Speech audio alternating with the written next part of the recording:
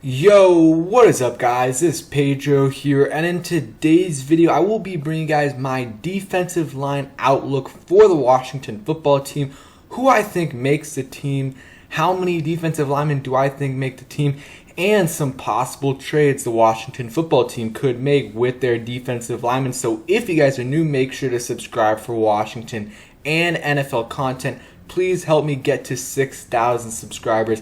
It would really help out a ton. And also, go follow my Twitter, first link in the description. So, let's get right into the video. Alright, so as all of you guys know, the Washington football team's defensive line is absolutely stacked with Chase Young, Montez Sweat, Daron Payne, Jonathan Allen, Matt Ioannidis, Tim Settle, and a couple others. So we're going to be talking about the position group and how it stacks up to other defensive lines in the NFL. So we'll go player by player if I think they'll make the team and kind of their outlook for the season. And then we'll get into who will make the team, the last couple of roster spots. Because we kind of know who the first 6 guys are going to be. But after that, we really have no idea. So obviously, first off, Chase Young is obviously going to make the team. Had a great year last year in his rookie year, won Defensive Rookie of the Year, and had 7.5 sacks and 4 forced fumbles. But, played in 14, a little over 14 games because he did have that groin injury and was playing through that injury for really like 7+ weeks until he was finally healthy. And after that, he was an absolute beast. I expect Chase Young to have a huge year this year, over 10 sacks. I'm thinking, 12.5 plus sacks for Chase Young. I mean, defensive end is one of those positions that you see big jumps in year 1 to year 2 in players. You look at J.J. Watt, you look at Myles Garrett, you look at Von Miller, you look at Khalil Mack. All of those guys had huge jumps from year 1 to year 2, and a couple of those players had Jack Del Rio as their coach or defensive coordinator in Von Miller and Khalil Mack. So I think Chase Young's going to have a huge year this year and even possibly be in the running for Defensive Player of the Year.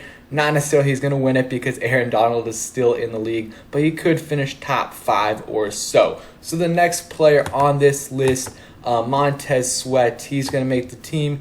Montez Sweat and Chase Young, as we all know, will be the starting defensive ends as long as they're healthy for week 1. Montez Sweat had a good year this year. He had 9 sacks, 2 forced fumbles, 1 interception. Really had 10 sacks, but he got 1 taken away after that Cole Holcomb holding penalty in the last game of the season. He definitely had a good year this season for the Washington football team, and I think he definitely improved in the run game. Chase Young as well, great in the run game, but Montez Sweat had a great year, and I expect him, to not take a huge step up, but maybe go to, double-digit sacks this year, because it's going to be hard for everyone to eat when you got Chase Young on the other side, Montez Sweat, Daron Payne, and Matt Ioannidis in the inside. But I still think he'll have a huge year, and he had a great year last season for the Washington football team. Just an athletic freak.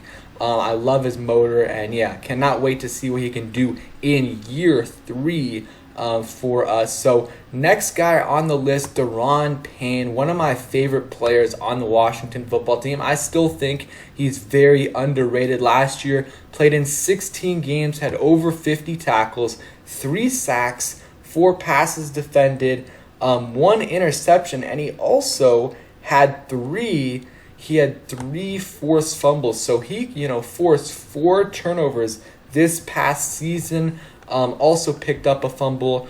Just had a great year in my opinion. And, was good in the run game as well. Didn't get too many sacks, but that's not really what he's known for. He's more known for his, what he does in the run game. Hopefully he can get a little bit more sacks this year, maybe 4 or 5 like he did in his rookie year, but still had a great year. And, he is just a freak of nature. He's still super young. I think he's 23 or 24 years old, so still super young, and he has a lot of room to grow. And I think he's going to get more rest this year because they got, Matt Ioannidis back, so Jonathan Allen, Matt Ioannidis, Daron Payne, and even Tim Settle, they're all going to be rotating in, so they're always going to be fresh. But, our defensive line somewhat disappointed against Tampa Bay, but Daron Payne definitely did not. I believe he had 2 sacks and a forced fumble. He had a really good game against the Bucs, stepped up when we needed him to, and I think he'll have a good year this year for the Washington football team. So the next guy on this list is Jonathan Allen. Jonathan Allen, very interesting because, his stats, at least for last season, weren't great, but that doesn't show the, impact he had on this team. And one thing also that we have to keep an eye out for is his contract extension, because, if we don't extend him before training camp or before the season starts, then he's going to be a free agent after this year. So he might be, a little extra motivated to play better. But, Jonathan Allen, perfect guy for this culture. I really think they want to keep him around. He's going to cost a lot of money, though. A lot of people have been saying, different reporters and salary cap experts saying it's going to be like $17 million a year, more likely than not. And that's the thing with the Washington football team that they got to decide. Do they want to keep Daron Payne, Jonathan Allen? I mean, it's going to be really, really hard to keep, Chase Young, Montez Sweat, Daron Payne, and Jonathan Allen all together, and even Matt Ioannidis as well. Going to be hard to do, but who knows? Maybe they can do it, but they might have to think about possibly trading one of those guys, at some point, because you don't want to get nothing for them. You don't want, to lose, let's say, John Allen for just a 3rd round comp pick. You do not want that to happen. So if you can get a 2nd and a 4th or whatever you can get for him eventually, if you think you won't be able to re-sign him, then do it. You do not want to be losing these guys for nothing. The 49ers did it with DeForest Buckner. They were able to get a 1st round pick because they weren't able to pay him. So obviously we want to keep all of these guys if we can, but if we can, if it comes to it and we're going to have to, move on from one of them, hopefully we can get some good value for it. Matt Ioannidis is the next guy on this list. Another super underrated player. I don't think Washington football team fans underrate him, but I think a lot of national media people don't understand, and fans of other teams understand how good Matt Ioannidis is. I never hear when people bring up how good our defensive line is. I almost never hear Matt Ioannidis' name mentioned, but he is one of our better defensive linemen. Last year, unfortunately, got hurt, only had 1.5 sacks on the season, but obviously only really played 2 games because he got hurt right away in that Browns game. But the year before that had 8.5 sacks, 7.5 the year before that. So he is a monster, and he's gonna Jonathan Allen, Daron Payne are better than Ioannidis in the run game, but I think Matt Ioannidis is the best out of the 3 in the pass rush game, and I'm excited to see what he can do this year. They're all 3 going to be rotating. Like I said, Allen only had 2 sacks last year, but he definitely played better than what the numbers show. Was creating a lot of pressures, was just not able to get the quarterback down, but he had a good year and was amazing in the run game as well.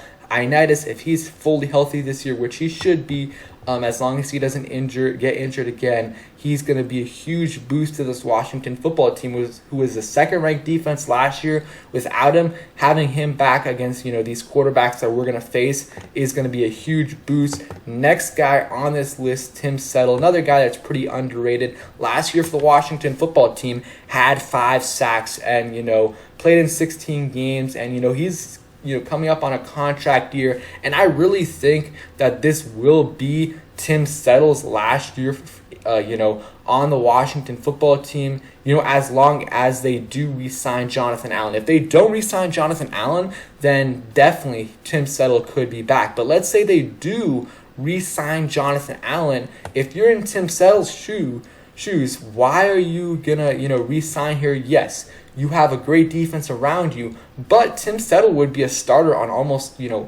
any other NFL team. Most, 70% of these teams besides Washington, he would be a starter on, and, he would be able to get more money. Here, though, sitting behind Jonathan Allen, Daron Payne, and Matt Ioannidis, he's not able to get, the amount of playing time he probably wants. I don't think Washington will trade him, but if they could get some value for him later down the line, maybe they could do that. But, it's probably better just to see how he plays this year. And maybe he will get a solid payday, or maybe he'll come back.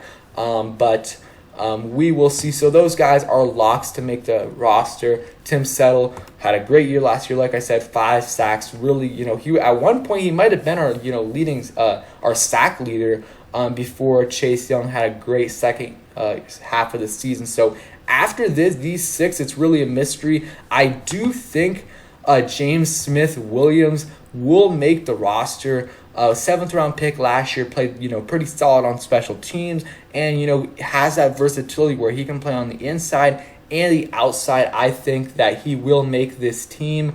And he had half a sack or 1 sack last year.